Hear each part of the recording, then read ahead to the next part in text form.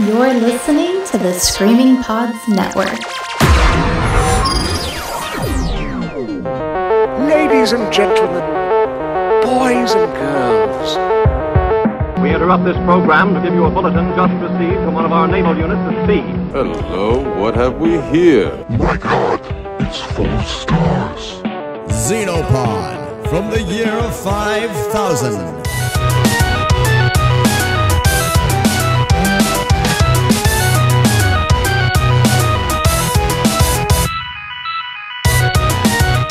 Welcome to the inaugural episode of XENOPOD from the year 5000. I am your host, Sean Duregger. And with me today is, we've been buddies on Twitter quite a while. And he's a listener of the Screamcast. And somehow we've become internet friends. Brandon Medley, welcome to the XENOPOD. Hey, Sean. Good to be here.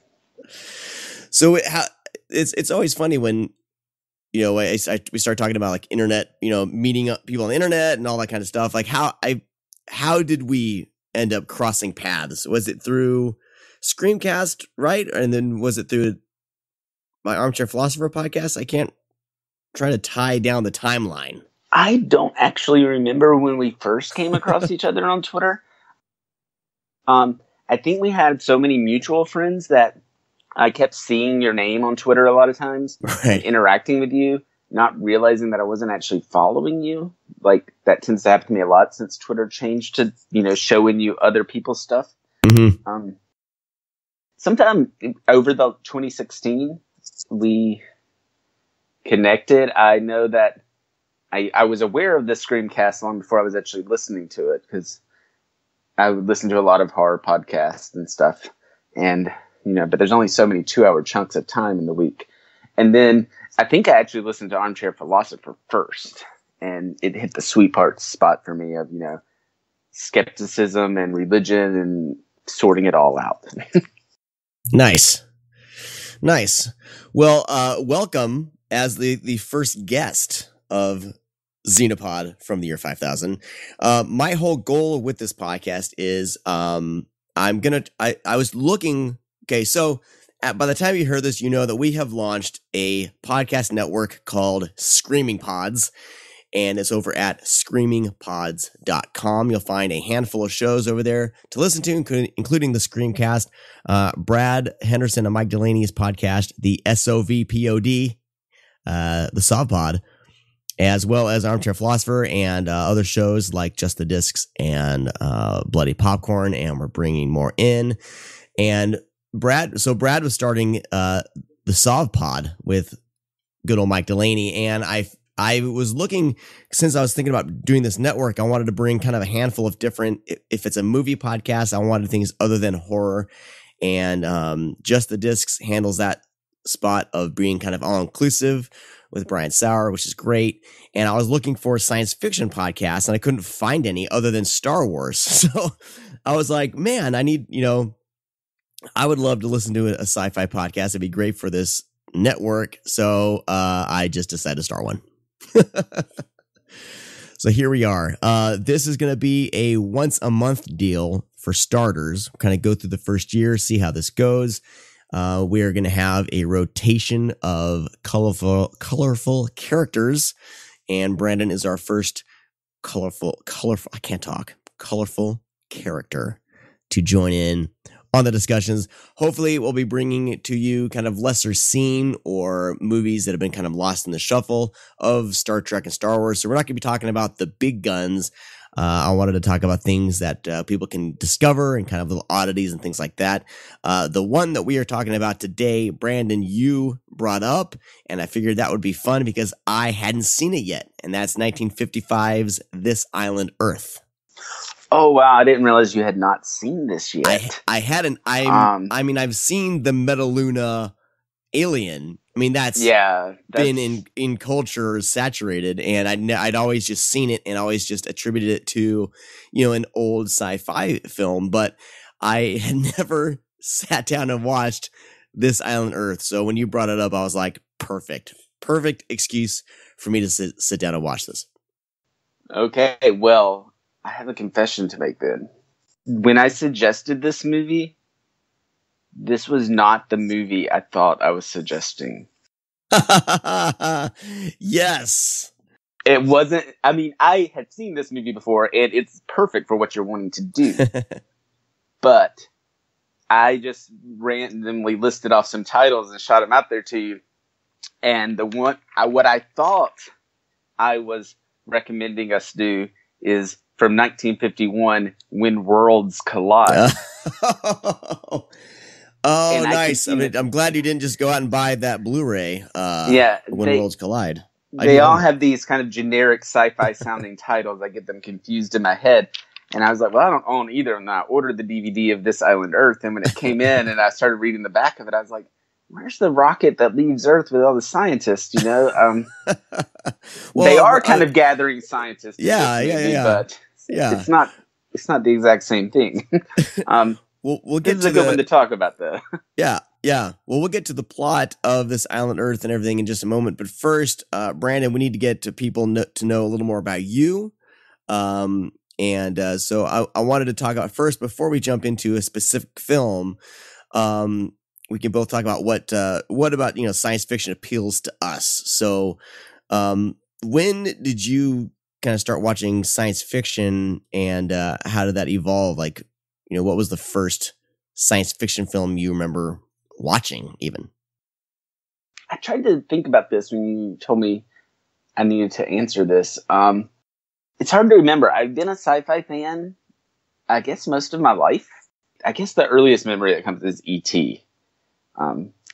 If you call that a sci-fi film, it's aliens. I certainly do, even though it's not quite the same vein as this one.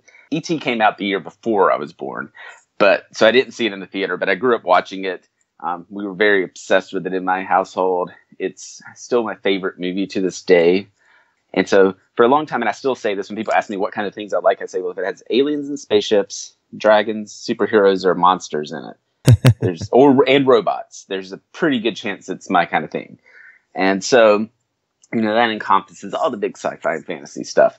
You were talking about Star Wars and Star Trek. Those, you can't have grown up in the 80s without being exposed to those things and into them at least a little bit. I knew Star Wars. This was the heyday of Star Trek being shown on reruns, and then The Next Generation starting, and the movies were coming out. The movies of Star Trek is really how I got into it. One of my grandfathers was into sci-fi, and so I would see stuff with him. Like, I remember watching the Planet of the Apes movies with him for the first time when they would be aired on. We didn't have cable. We just had broadcast television out in the country, but they would come on in the afternoon sometimes, and reruns of the Planet of the Apes TV show. And then I had an uncle who was really into this stuff. And as I got a little older, he would give me books. And he was not as discerning as a sci-fi fan as I've always been. And I think that probably came up from growing up in a rural area in the 60s and 70s. You had to take what you could get in sci-fi. And, but I still remember on my 13th birthday, he gave me Battlefield Earth to read. Oh, nice. And this was before the movie. Right. So it sounded epic in your mind. Not too long before the movie. And this is before I knew who L. Ron Hubbard was and all of that stuff. And I read the first half, which is all the movie tells, but I've still never finished the book. But, he had told me about this book and built it up in my mind. And this was one of his favorites. And, it's still sitting on my bookshelf. I'm sitting here right now looking at it. Nice. It's just the mass market paperback, but it's as thick as like 4 of them. Very nice. Yeah, I was born in 1977, so Star Wars had already come out, and my parents were fans. So it's like when I was born, I was almost like born into, somehow Star Wars DNA got into me, because really, like, those are the first science fiction films I really remember. I mean, I saw, those must have been, I'm trying to think, like, when Star Wars came out on VHS, and it must have been when I was, because not till the 80s when VHS kind of started to hit. But I remember, every weekend I would rent a Star Wars movie, but so that was kind of already ingrained in me. I had the Underoos and everything Star Wars, Wow. But I remember, like, my grandpa was a sci-fi fan, but he was more early, 50s, mid 50s sci-fi. I remember I watched Forbidden Planet at a young age. Oh, yeah. And with Leslie Nielsen and that like animated monster, animated like invisible monster. And I remember just loving that and that aesthetic of that creature. Even though it was animated in a movie, I didn't care. Like I loved how that looked.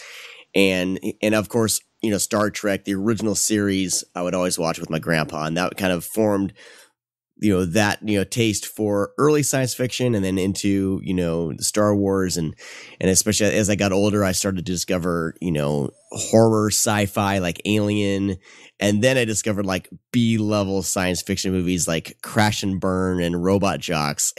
And so I loved like the wide variety of big budget sci-fi to kind of people just trying to do a science fiction story on a shoestring budget. For some reason, I'm more forgiving of low budget sci-fi for some reason, and low budget horror than like anything else, I guess. I think because for so long, to get any sci-fi or horror for a lot of its history, you had to get low budget. So yeah, fans had to learn to be forgiving of it. Well, it's funny because on the Screamcast, Brad always gives me crap about big budget Sean. I love big budget, and I do in a sense because I was raised on George Lucas and Steven Spielberg movies. Yeah, same here. I mean, but I still like. I don't know. It's weird. I have like if I feel like the filmmaker was really trying and they were really passionate about what they were doing, then it's easier to digest. I think a lower budget. And if it's just fun, like if there's a fun aspect to it, but I don't know. I guess I draw the line at shot on video. I guess is what happens. Yeah. Although, I would much rather watch an Ed Wood sci-fi movie than a Michael Bay sci-fi movie. Yeah, they're both usually not gonna be well, not usually. They're both bad, but there's a lot more heart for me. Yes. To Ed Wood, like he's trying his best. Michael Bay's not. No. And I'm a Michael Bay apologist. I get it. I know. I enjoy his movies. His movies are generic as hell. I get it. But they kind of satisfy that part of me, I guess. But yeah, man. Ed Wood, anything low budget, anything kind of just fun to watch. And we'll be getting through the show. We'll be getting into some of them, some Roger Corman stuff. I'm sure we'll get to Star Crash at some point, and Galaxy of Terror and things like that. Forbidden Zone, I believe. But some good stuff in the future of the show to talk about. So those are kind of the films that we will be covering. We're not going to jump in anything major budget, anything like that. Even though I don't know. I don't want to say never, because there's certain films I feel like have been released at a larger budget and kind of overlooked or ignored. Blade Runner 2049 comes to mind. That kind of got the shaft in 2017, and it's probably one of my favorite science fiction films in the past decade. So we'll see if we'll see what happens. But yeah, we definitely want to talk about things that are less discussed, and hopefully through the show you'll discover some little gems and things like that. The two of you are beginning a strange journey. A journey that no Earth people have ever undertaken before. Universal International presents the most startling, the most imaginative and suspenseful science fiction drama ever brought to the screen. You'll marvel at the superior intelligence that unleashes its deadly ray.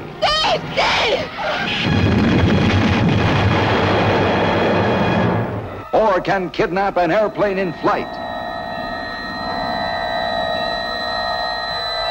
They're pulling us up.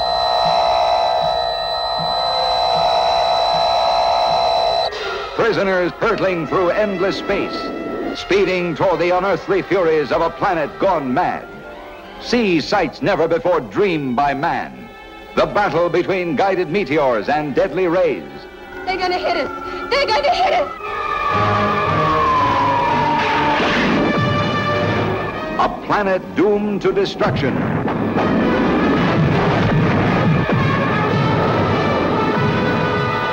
While captive Earth people fight for their lives.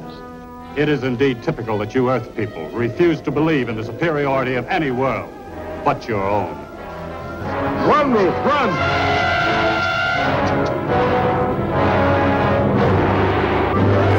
So, This Island Earth, 1955. It was directed by Joseph M. Newman.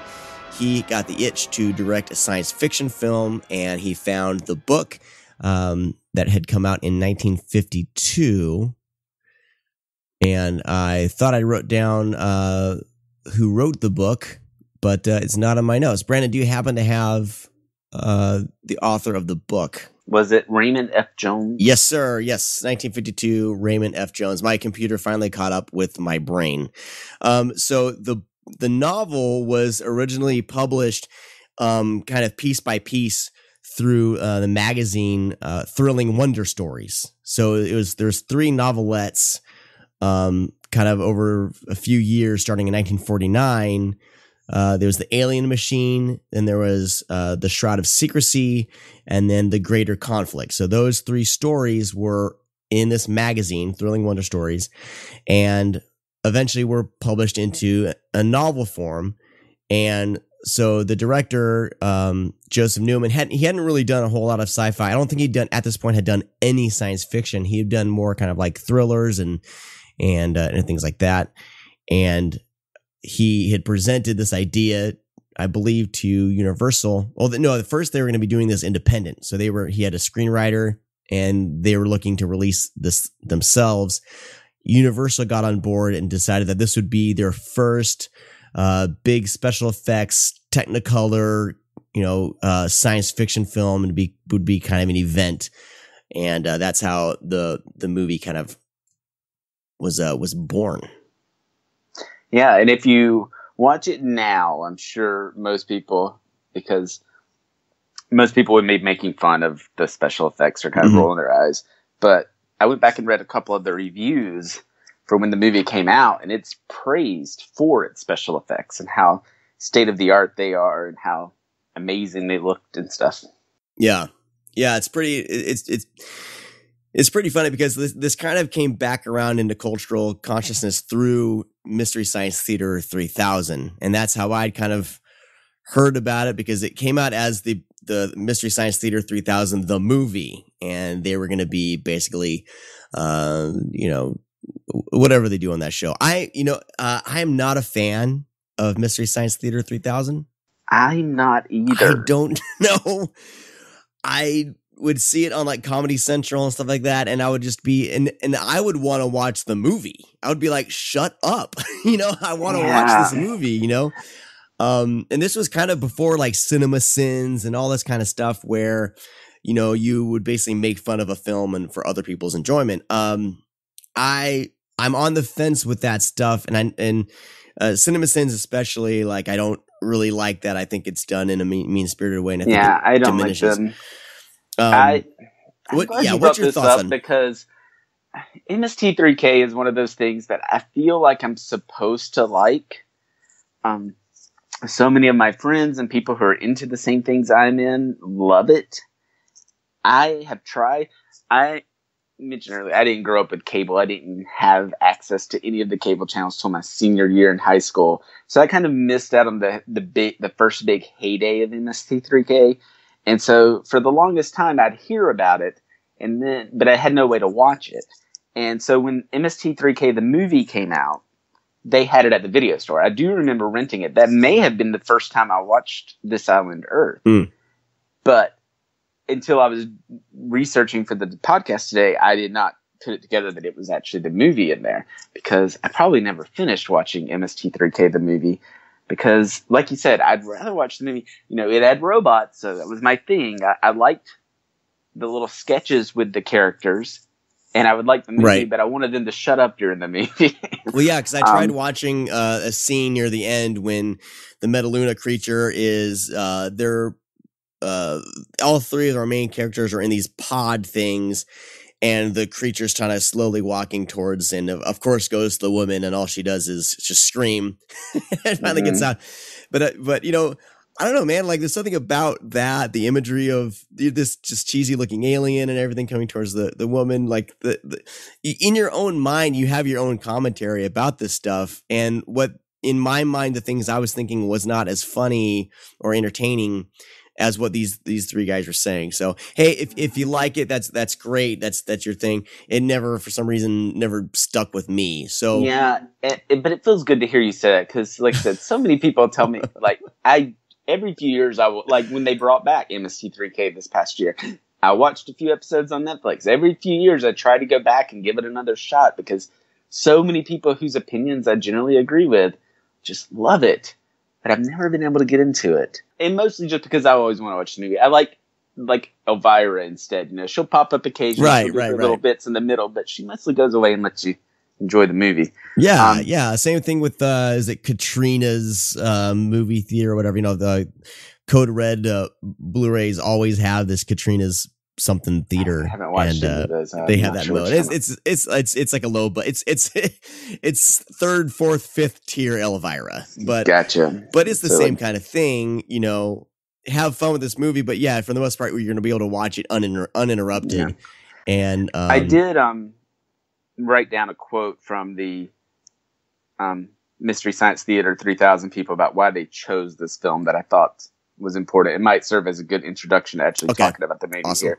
He said that they chose this island Earth because it had many elements that they liked for their movies. This is the quote: a hero who's a big-chinned white guy scientist with a deep voice, a wormy sidekick guy, huge four-headed aliens who nobody can quite figure out are aliens. There's just something, quote, different about them.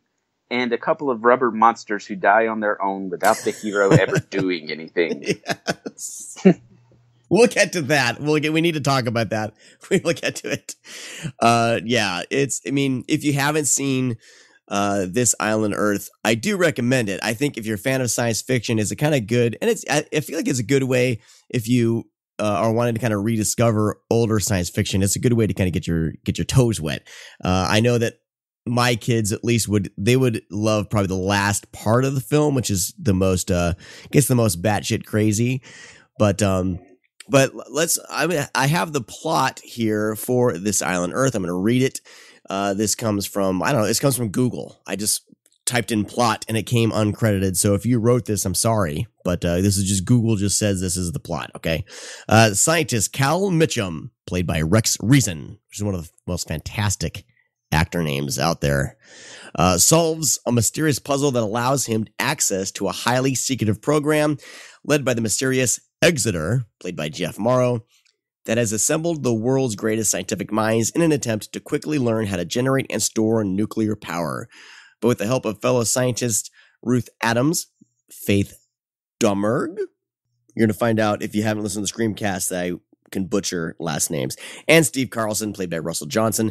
Mitchum soon discovers that his host is not who he claims to be.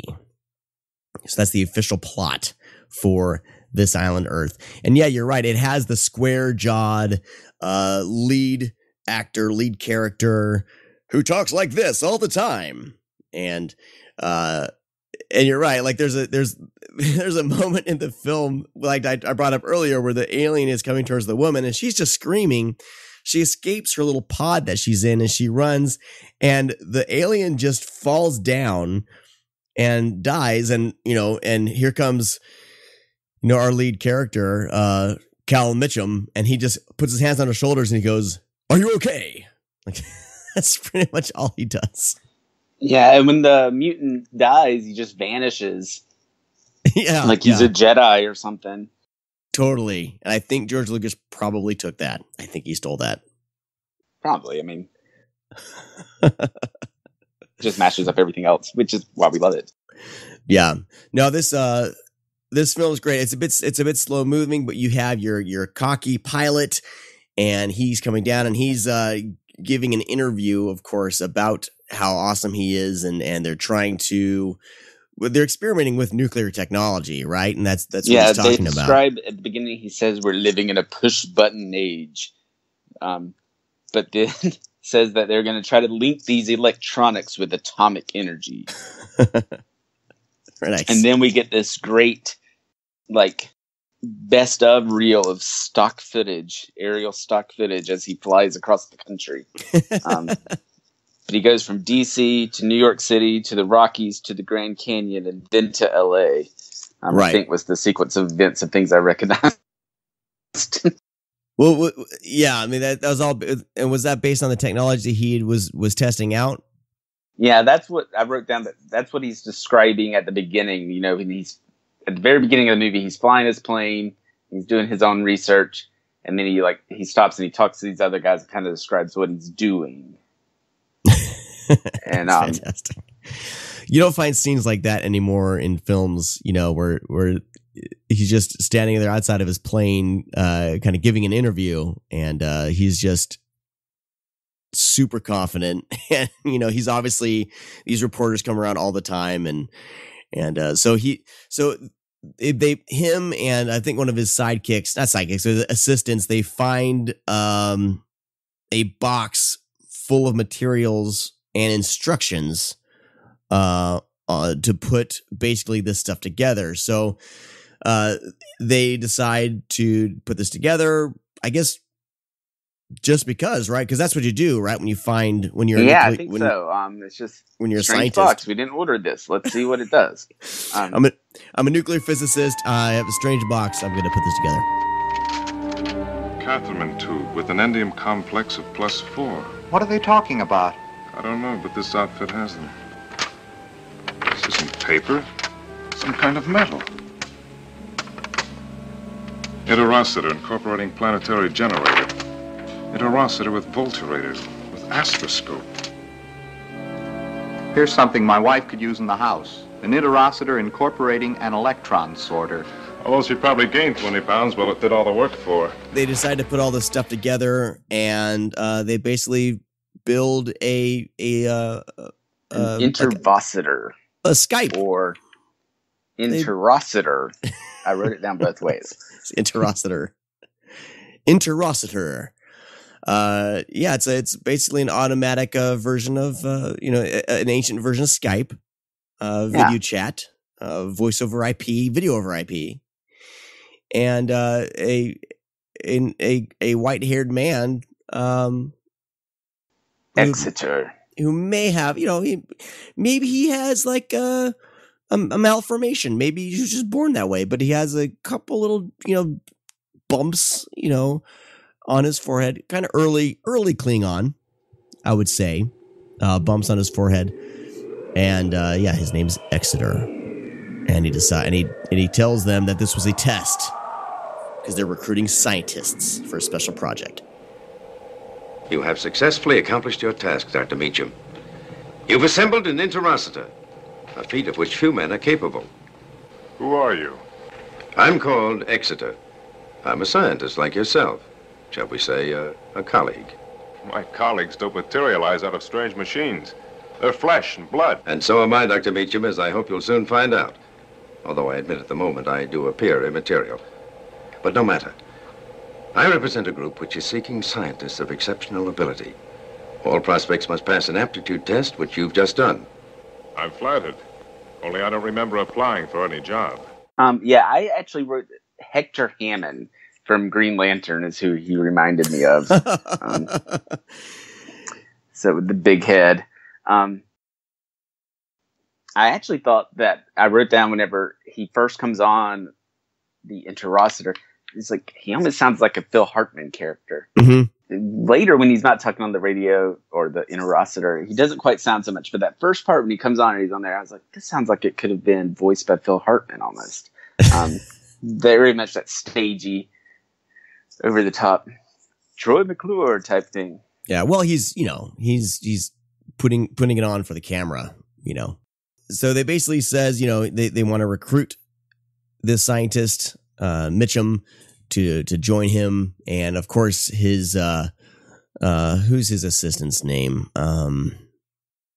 Joe. Joe is not for it. Joe is like, no, you shouldn't do this. And a windowless, unmanned plane shows up, and Mitchum's told, hey, get in this plane, and I'm just going to take you to, where we need you, which is not weird at all. So Mitchum, of course, like any square-jawed American, is going to be brave, and he's going to take that chance. And so he, much to Joe's disapproval, gets into the plane and flies somewhere and meets up with Dr. Ruth Adams, who maybe he kind of frolicked with at some retreat at some point. Yeah, they've got some kind of history, but she doesn't remember. No. So, and they don't just fly somewhere. If I remember correctly, she says they're in Georgia, which I noted because that's where I'm at. Oh, okay. It doesn't look like Georgia. It looks very much like Southern California. I was going to ask you, did the scenery look much like Georgia or not? But she does make the comment that that's where they're at. They're at Exeter's home in Georgia. Right. So. And Exeter's not a weird name at all. It's a normal. No, that's what I was surprised American about. Like, he's trying to masquerade as human, but he still says his name is Exeter. So they have basically the meet and greet. He's told, this is your laboratory. You can work in here and do experiments. This is where you'll be working. Ruth is just another doctor who's working nearby. Of course, he's like, so where's your office? So she's working nearby. They run into another scientist, Dr. Steve Carlson. Yes, Steve Carlson. And, they're starting to realize, like, through dinner and, as things are going on, like, things just aren't, adding up. There's these other white-haired guys. They all kind of look similar that they're seeing. And, so something's not completely right. So they decide, to kind of have a little powwow. And, he discovers that maybe this big lead thing will basically block the interocitor from hearing them, because in all their laboratories they have this interocitor, and basically Exeter can just click it on and kind of peep in on everybody whenever he wants. And so they find out very much, and they decide that based on some logic or whatever, some scientific logic, they figure that. They don't have proof of this, but they figure that maybe they can't hear them, so they decided to talk. And am I missing anything in our rundown here up to this point? Up to this point, no. Like I said, after the three of them meet and discuss it, then they get in trouble for it, and Exeter tells them don't have any more meetings with the other scientists. And at this point is when they leave, right? Yeah, they're like, screw this crap, we're out of here. And they basically steal a car of some sort, a Jeep or something. And they're driving, just trying to get the hell out of there. And, one thing leads to another. And Ruth and Mitchum get abducted. The mansion blows up. I'm trying to remember here. The mansion blows up. They take Steve out. Spoiler alert. Yeah, everyone else dies. Unceremoniously. And then Mitchum and Ruth are taken away. And did you recognize this part where they're abducted? They're in a plane. They're flying, and all of a sudden there's a flying saucer above them. And they put a tractor beam or whatever. They start pulling the plane up. And you hear Meacham say, they're pulling us up. And this brief clip is in E.T. When E.T. is home drunk, watching TV, looking through the channels, he stops on this scene.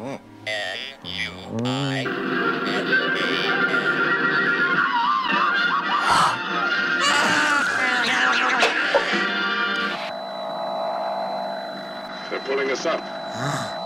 Here's where the film starts to get interesting and fun. We're a little over halfway through the movie right now. We've done nothing but set up for the first half of the movie. And now it's finally starting to get a little exciting. Which the setup and bringing Steve in and having Steve just disappear like that it's sad. Because they do, I mean, there's a lot of, they bring in Steve for a lot of character stuff. I mean, I guess to make you kind of feel for him, I guess. Maybe to miss him a little bit. I'm sorry that our visit below had to be terminated so dramatically. But time allowed for nothing else. I can assure you we mean you no harm. Like Steve Carlson and Engelborg, like the others in that house? What happened was beyond my control. What happened was mass murder. We're not all masters of our souls, Meacham. That's a nice little phrase coming from you. I learned it on Earth. They get taken away from Earth. They're brought to the planet Metaluna. And so what was their whole plan, Brandon? All right. These aliens. So, what was their plan? On Metaluna, we get there, we meet Exeter's boss, I guess you would say. We find out that they are seeking scientists in uranium. Because everything comes back to uranium in 50s sci-fi. Because the Metalunans are at war with the Zagons. And they're going to try to use these scientists and the uranium that they get from Earth to develop weapons to beat the Zygons or Zagons. How did they say it? I can't remember now. But then ultimately it comes out that, well, we might beat them, but we're still going to then take all the Metalunans and we're going to go to Earth and make Earth our new home. Right. So we've got them kidnapping scientists to fight aliens, but then they're also going to invade Earth ultimately. No, was there invasion of Earth? Were they going to try to live peacefully with humans, or does it explained? They're just say we're going to come and kind of. I don't think it says. I think it just says we're going to come make Earth our new home. Okay, so it could be all right. I would imagine. I mean, Meacham does not seem to think this is all right. Well, because Meacham's an American, and he knows that if America tries to get invaded by aliens, that they'll get blown up, and that USA will not be having that. Yeah, we can't have aliens coming here. Not at all. Build a wall, or a dome. Maybe a dome. If we were being invaded by alien, or there's the threat of that, I'm sure this current administration would build a dome. That's worked out really well for Springfield. Build a dome. All right, so here's where it gets. So why did they put them into these thought transference chambers? Because that's where we first we start seeing the aliens, and that's when I talked about the slow approach of the alien towards Dr. Ruth, because they're in these chambers. They're in these chambers when they're on the ship, and I forget why they make them change clothes. Okay, and this was after. Okay, they escape and they get onto a ship and they leave. And I just remembered that when they get in the tubes. Mm-hmm. To backtrack a minute, I really like when he says, "I feel like a new toothbrush." I was like, "How would you know what that feels like?" And what a weird thing to say. Toothbrush technology, packaging technology has not changed much. Yeah, because I totally get that.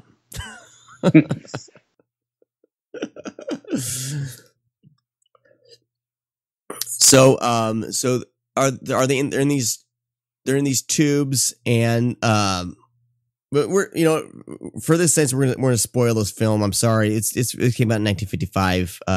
Watch it if you don't want to be fully spoiled. I think the moratorium on spoilers has passed. I think so. But the ending of this movie is ridiculous in all the right ways. So that alien just dies. Mitchum rushes towards Dr. Ruth like he's done something super important, even though he's done nothing. And how many times does he do this in the film? He does this a few times. And a lot. Because I don't really think he really throws any punches or really battles. Yeah, like the Mystery Science Theater 3000 guy said, he doesn't really do anything. Yeah, the problem just kind of resolves itself. Yeah. But before we talk about the ending, I want to talk about the Metaluna aliens here, because are these the Zegons or whatever?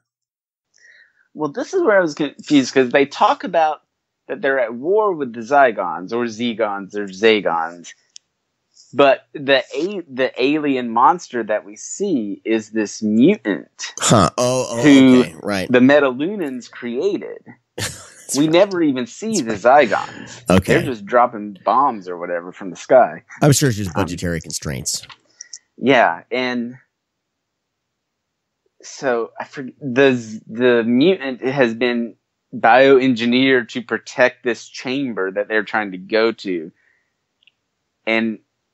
But I don't remember if they even explain why exactly now all of a sudden the mutants after them. But I do know that they have this pretty cool looking alien creature. And on the DVD cover that I have, he looks even more impressive. Well, but yeah. here, because of some practical effects restraints they encountered on the filming, they couldn't make the legs part of the costume work right. So he's just wearing pants. They spray painted some pants green. And then they have, but they have this elaborate torso and head. Yeah.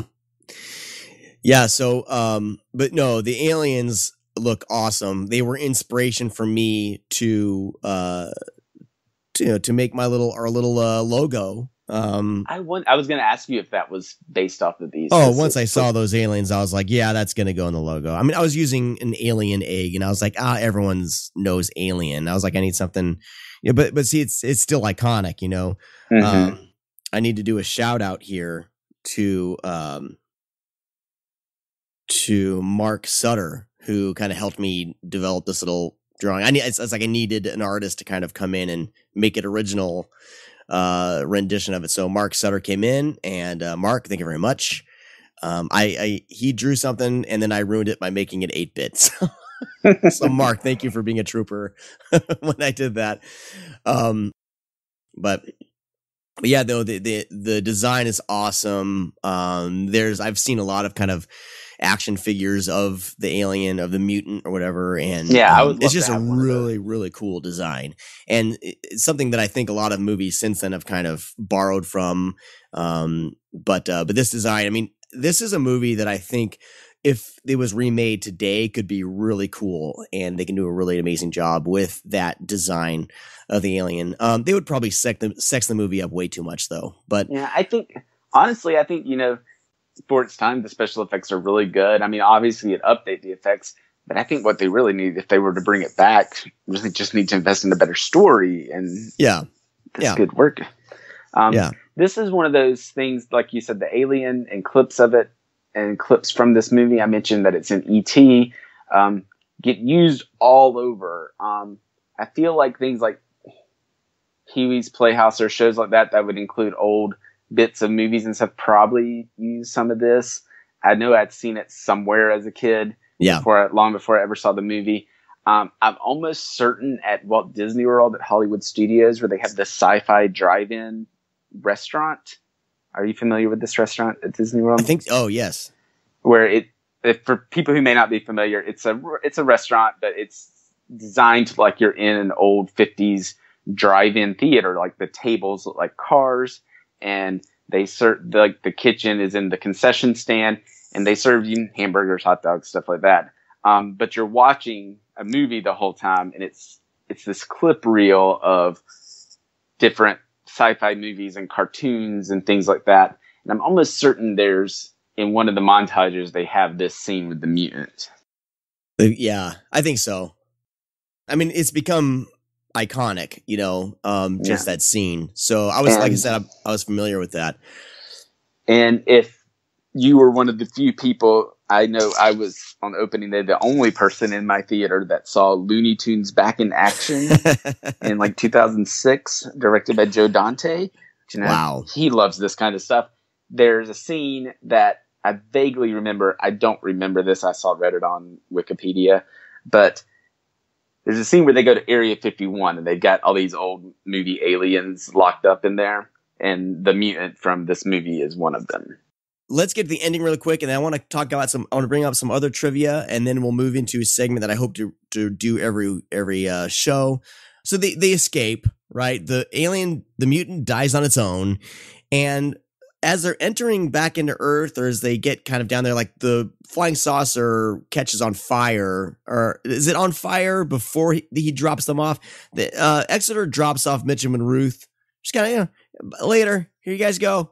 Yeah, he kind of lets their plane out. Uh-huh. And then he burns up. Yeah. I think maybe he could have hopped in their plane and jumped out with them. I don't know. I mean, I don't think he was, maybe he felt bad because he killed a lot of scientists. Maybe he felt like that was his. Wasn't he injured already? Maybe. That's right. He was injured. He was probably already dying. home. Thank God it's still here.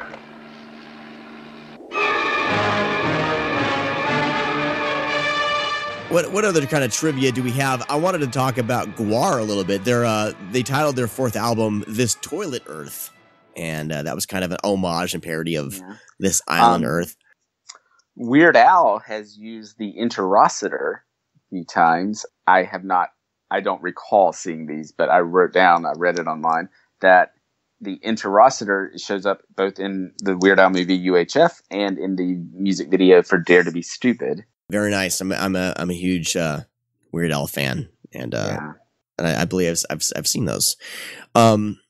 What's interesting about the creation of this film, because Joseph M. Newman came in, and like I said, he hadn't had a lot of experience with science fiction.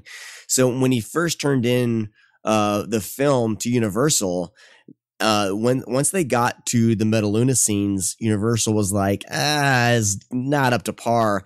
So they brought Jack Arnold in to fix a lot of things. And Jack Arnold, of course, was known for It Came from Outer Space, A Creature from the Black Lagoon, Tarantula, things like that. So he was already kind of established effects director and science fiction director. So he came in and I guess fixed that stuff and reshot a whole bunch of things to kind of get this movie the way that Universal wanted it. And I don't think Joseph Newman did too much science fiction afterwards. He did some Twilight Zone episodes, but I couldn't see anything. I was going to ask if you, like both him, like I recognize, like Twilight Zone and stuff, but as far as his other movies, same with most of the actors, I did not recognize. Yeah. I mean, Faith, the actress that plays Ruth, like she was on Bonanza, some of Bonanza episodes and Perry Mason and stuff, but I couldn't say like, yes, I've seen her or any of the actors or anything else. I did. Now I have not seen the movie The Aviator since it was in theaters in 2004, but apparently the actress Kelly Garner played Faith Demerg in The Aviator. So I guess she must have had some ties to Hughes. That's interesting. One way or the other. Yeah. Another thing that I thought interesting was that in interviews to promote the film, Jeff Morrow and Rex Reason said that when the scenes involving the mutant came up during the premiere, they wanted to leave. They were so embarrassed by the mutant costume, and they in their minds they felt that it completely ruined a great film. I see this all the time when we have these actors who maybe did not normally do sci-fi, who do sci-fi movies. Like they always think that the more sci-fi elements ruin the movie, where most sci-fi fans would say, no, that's the one thing we remember from the movie. No, that's when the movie gets good. Yeah. All the stuff on Metaluna is great. And it's just, I'm really glad I finally saw everything in context, because I've always ended up seeing things kind of clips here and there out of context, the mutant, design and everything. And it's just really fun. All right. Do we have any more trivia and facts before we move on? Starting in 1961, Castle Films sold an 8-minute cutting from the film on 8mm for home movie audience. Which I guess back then is how you bought. You weren't able to buy a whole movie. It was probably too expensive or whatever. So you could buy these cuttings. And so I wonder what 8 minutes. I'm assuming it's the 8 minutes with the mutant. That's what I mean. I mean, is there a full 8 minutes of it? I don't know, but I don't think I would pay for anything else if I could only have 8 minutes. Yeah, that's the money bit of the film. Because everything else is, especially back then in the science fiction films, it's two characters just discussing a lot of science fiction elements, and you don't see a whole lot because of the budgets. So yeah, I doubt it would be anything but that. It was interesting that this movie was released on a double bill with Abbott and Costello Meet the Mummy. Very nice. Awesome. God bless Abbott and Costello. Those guys. I used to watch Abbott and Costello all the time, man. I would just die laughing at those two. I have not actually watched a lot of them. I've watched those monster movies when they've aired on TCM, which is actually where I've seen this movie most of the time. It actually is a semi-regular airing on Turner Classic Movies when they will do their sci-fi days. All right, let's jump into a segment that I'm going to be trying out. Science fiction crimes against science.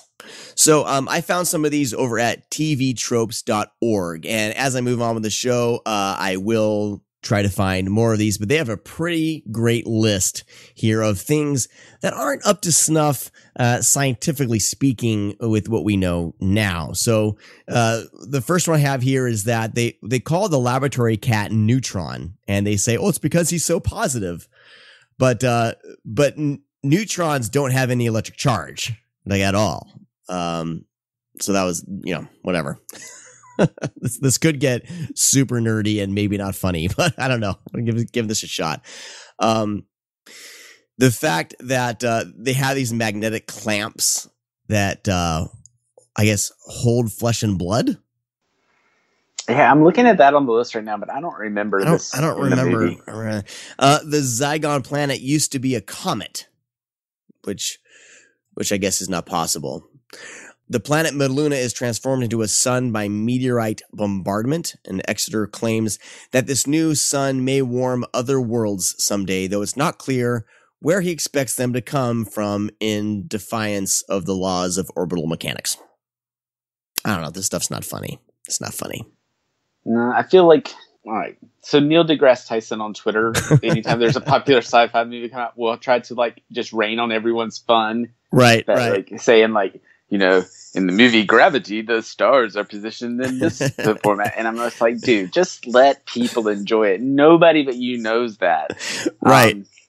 And this movie is obviously easier to poke holes in than that. And I mean, it doesn't take somebody as smart as Neil deGrasse Tyson. But at the same time, I'm like, oh, come on now. Yeah. All right. Well, we didn't give it a shot. I don't know. That was my idea. I mean, you know what? If I can get Neil deGrasse Tyson to read these, now that could be a different story. Yeah. Sorry, I just Neil deGrasse Tyson on your segment. You did. It's not a very good segment. It's not a very good segment.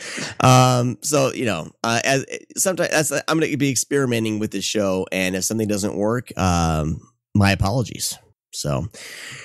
Anyway, but there is one on this list that talks about, we were trying to figure out why does the thing burn up and Exeter dies. Yeah. And it's like that there's this heat, like they describe it as a heat barrier around the Earth, but yet it doesn't affect him until he's right over the ocean, at sea level basically, instead of coming into the atmosphere.